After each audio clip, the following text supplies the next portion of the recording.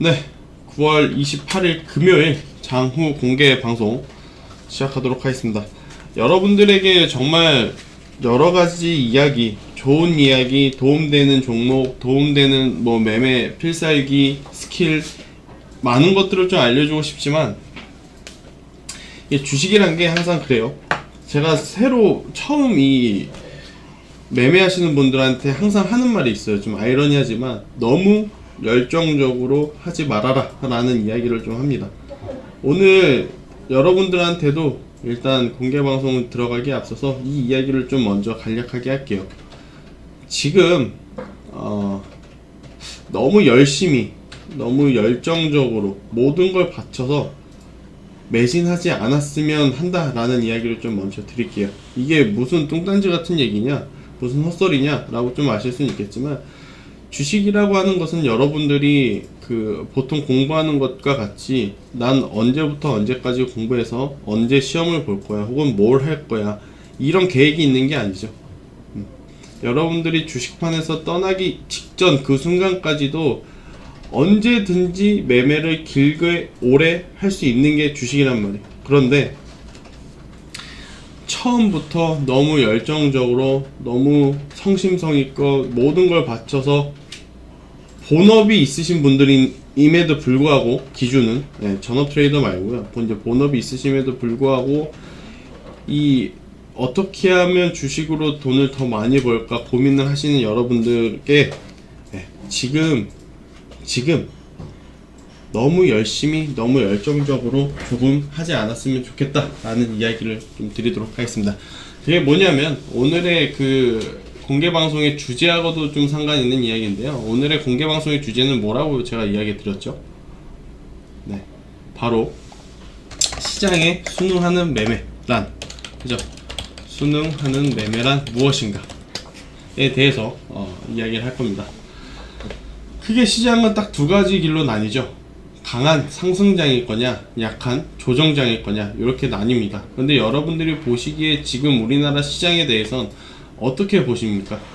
이게 대세 상승장이다, 혹은 대세 하락장이다, 혹은 조정장이다, 이 셋 중에 어느 정도로 보시는지 한번 물어볼게요.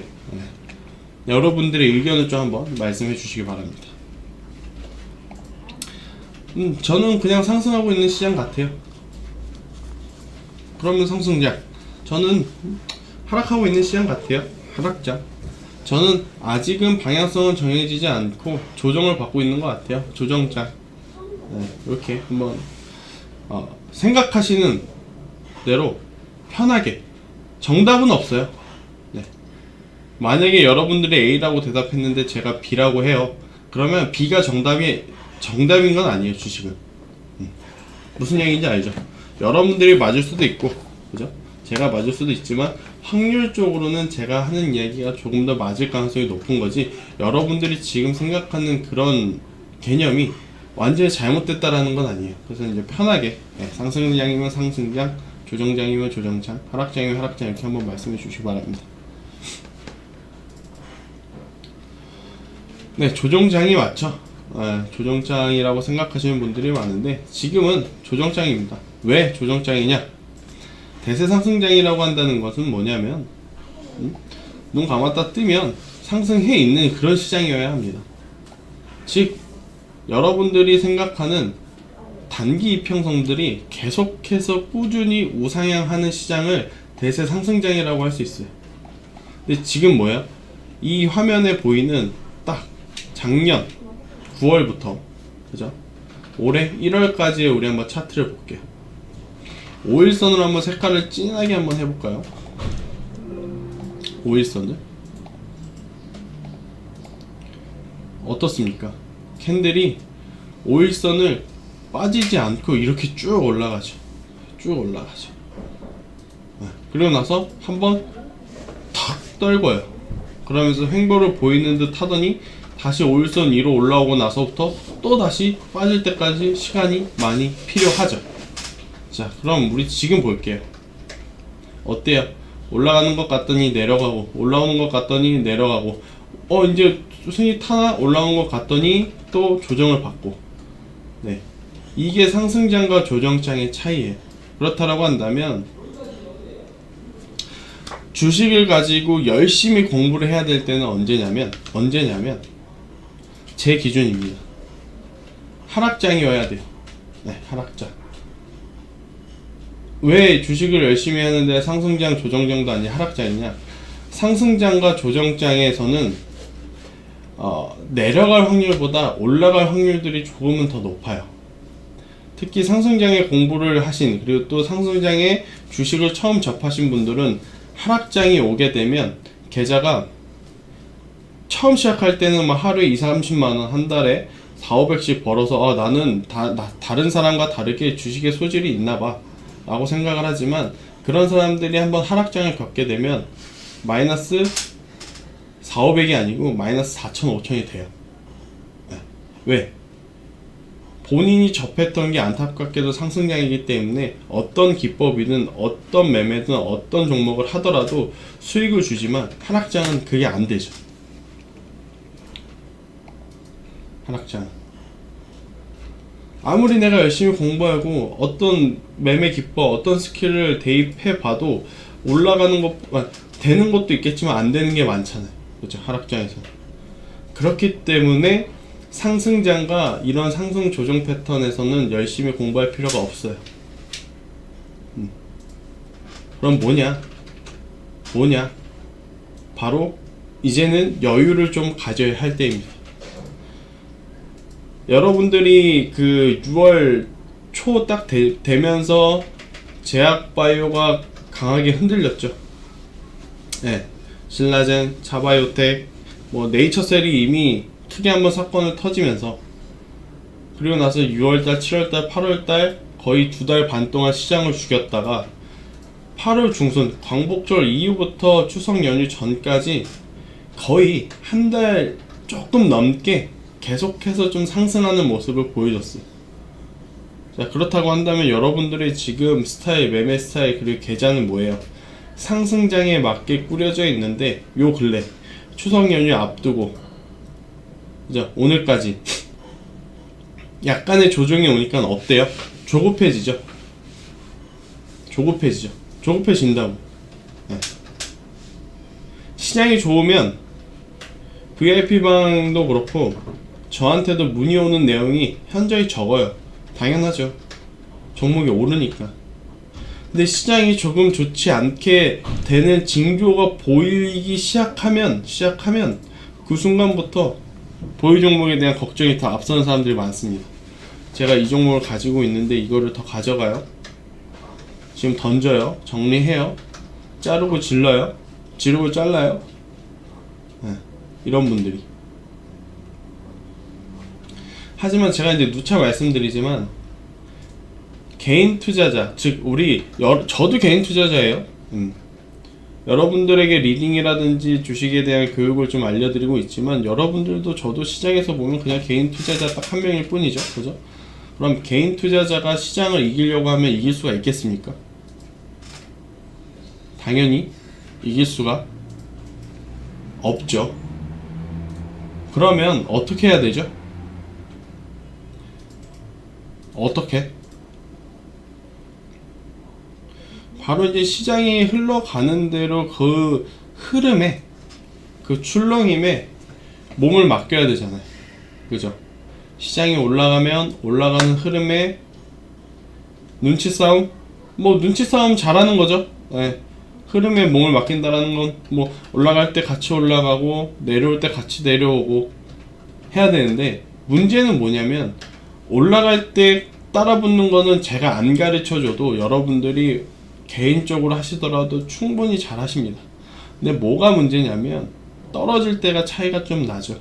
기관과 외국인이라고 하는 메이저 수급하고 개인 투자자하고 조정장일 때 확연히 차이가 납니다. 제가 누차 말씀드리죠.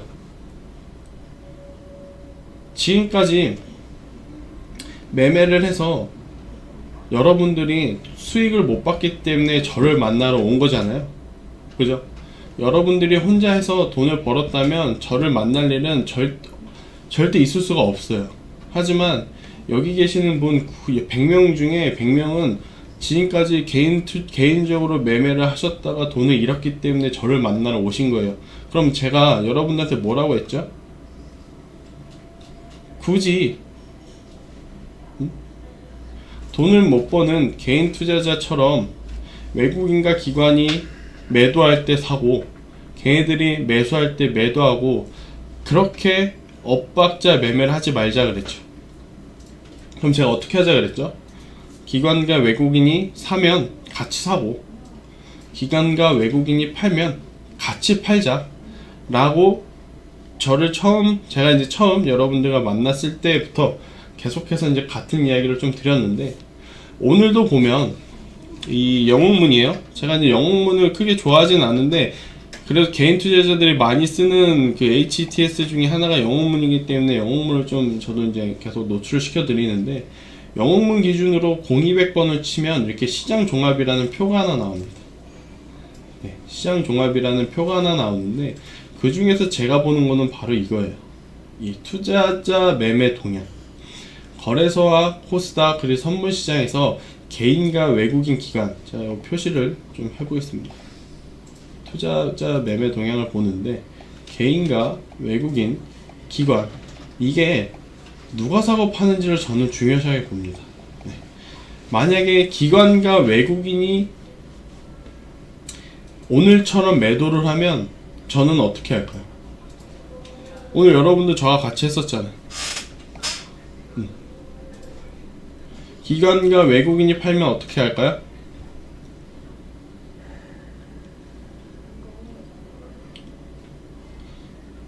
그쵸? 당연히 매도 사인이 나가야 되는 게 맞죠. 그죠? 오늘 같은 날 매수하게 되면 어떤 마인드로 매수를 하는 사람들이 대다수냐면요, 아, 남들보다 조금 낮게 살 수 있는 가격일 거야, 지금이 저점일 거야, 지금이 바닥권이야, 그런 생각, 그런 기대감 때문에 사는 사람들이 굉장히 많습니다만은, 바닥은 제가 언제가 바닥이라 그랬죠? 나중에 한 텀 지나고 나서 주식이 올라왔을 때 그때 비로소 그 포인트가 바닥이었구나 라고 알 수 있다라 그랬죠. 그래서 제가 항상 바닥이 확인되지 않는 종목은 절대로 저점 매수의 관점으로 매수하지 말자라는 이야기를 드렸어요. 근데 대다수의 그 개인 투자자들은 아직까지도 이런 매매를 하고 있는 거예요. 오늘 저와 같이 했던 VIP 분들 같은 경우에는 매도 사인이 나갔죠. 여행주에 대해서 전량이 아니지만 분할로, 네, 하나 투어, 그죠? 모두 투어가 3할씩 나갔어요. 뭐 5에서 7%씩 수익 꺼내서 이제 매도가 나갔는데, 매도한 이유는 바로 이겁니다. 바로 기관과 외국인이 팔았기 때문에. 자, 대표적으로 한번 종목을 보면서 볼까요? 종목을. 네, 오늘 팔았던 종목 중에 하나는 하나투어가 될게요. 하나투어를 좀 예를 들어 볼게요. 자, 하나투어 오늘 74,000원대에서 일단 팔았어요. 그럼 얘네들의 수급을 볼게요. 요 며칠간 끌어올렸던 주체가 누구죠? 이 하나투어라는 주가를 끌어올렸던 주체는 기관과 외국인이에요. 그런데 이제 그 중에서 이제 외국인이었죠. 외국인이 파니까 기관이 사더라도 주체가 파니까 제가 오늘 절반을 매도 사인을 드린 거예요. 절반을. 근데 왜 전량 매도를 안 했냐? 당연히 외국인과 기관이 같이 올렸기 때문에 양매도였다면 제가 전량 매도를 했겠지만, 아직 기관이 매도 포지션이 아니니까 절반 정도는 더 가져가 보는 그림이에요. 절반 정도. 자, 그럼 또 모두 투어를 사신 분도 있어요. 모두 투어. 모두 투어. 자, 한번 볼게요. 모두 투어의 주체는 누구예요? 모두 투어의 주체는 기관이죠. 기관이 4만 주를 땡기면서 시세 탄력이 좀 나기 시작했어요. 자, 그죠? 그러면서 오늘까지 보니까 기관이 많이 팔지는 않아요. 4만 주를 샀는데 아직 2만 주를 더 갖고 있어요. 근데 오늘 기관이 이 4만 주에 버금가는 물량을 계속 사는 게 보여요. 이 사는 거는 장중 동향을 보면 알아요. 네, 제가 뭐 따로 계산을 하는 게 아니고. 그런데 하나투어하고는 다르게 외국인이 또 팔아요. 같죠. 하나투어 같게 외국인이 팔아요. 기관은 사고 외국인이 판다? 자, 그러면 이제 여기서 절반 혹은 3할 정도를 덜어내는 그런 스킬을 좀 구사할 수 있는 거지. 그런데 여러분들과 이제 저의 차이점은 뭐냐면, 여러분들이 이 구간에 오면요, 이 구간에 오면 많이 하는 실수,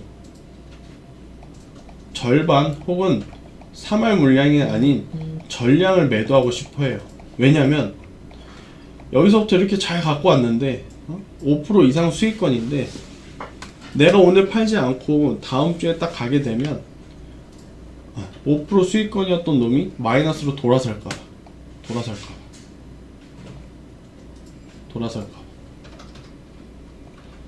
그런 사람들의 물량을 받고 이런 조정장에서도 기관이 사는 거예요.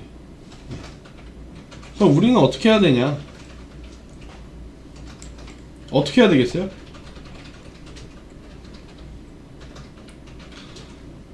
그래, 기관과 외국인이 하는 것처럼 절반은 사고 절반은 파니까 우리도 절반만 파는 거예요. 응? 절반만. 자, 하나투어 마찬가지잖아요. 기관과 외국인 둘 중에 한 놈은 사고 한 놈은 파니까 절반 파는 거예요. 그런데 여러분들이 지금까지 했던 가장 큰 안 좋았던 매매 습관이 뭔지 아세요? 한국항공우주 같은 거 있죠. 한번 볼게요. 항공우주. 오늘 한번 이슈가 있었어요. 이제 보잉 그 업체한테 밀렸죠. 어떤 게 밀렸냐면, 여기 나와있죠. 미 훈련기 입찰. 그래서 이제 보잉이랑 싸움 붙었는데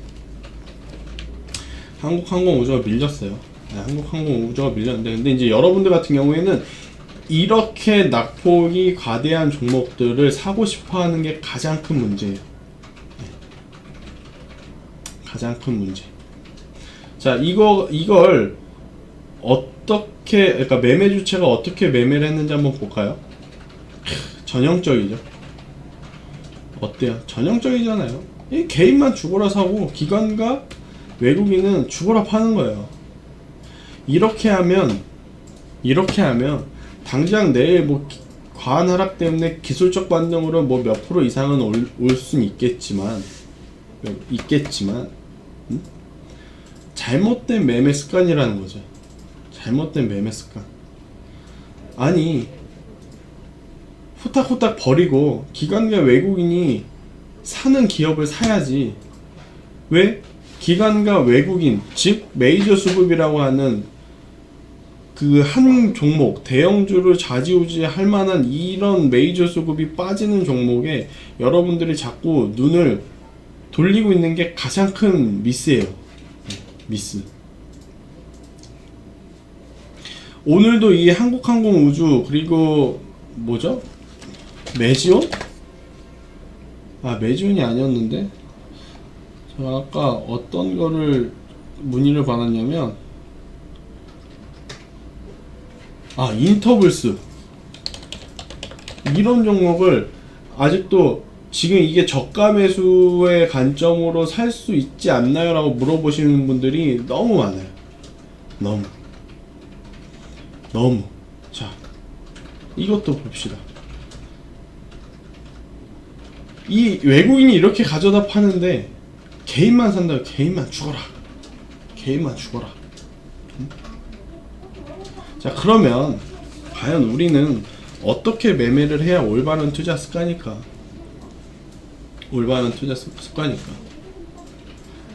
간단합니다. 간단해요. 시장에 순응하는 올바른 매매법이란 1차적으로 기관과 외국인처럼 움직여라. 자, 무슨 이야기